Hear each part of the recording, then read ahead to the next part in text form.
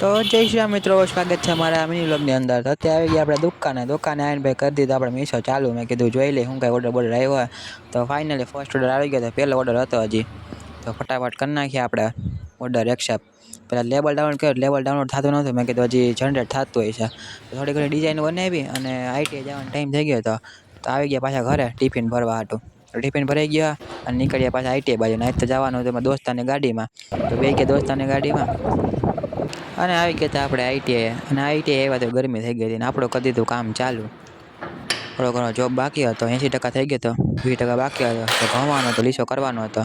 તો થઈ ગયો, ચમક તો થઈ ગયો. અને પ્રેક્ટિકલ કર્યો તો હાથ ભર્યા હતા કાળા કાળા નકરા ઓઇલવાળા. મેં કીધું લાયા હાથ ધોઈ આવું. અને હાથ ધોઈને આવ્યો તો સાહેબ પેપર પકડાઈ દીધું અને પેપર ભરાઈ ગયો. અત્યારે ને આપણે નીકળી ગયા છીએ પાછા ઘર બાજુ. અને રસ્તામાં ભેગો તો આપણે ફેવરેટ બાઇક પડી હતી 350 અંટારો. અને ઘરે ભેગો 1:30 વાગી ગયા હતા.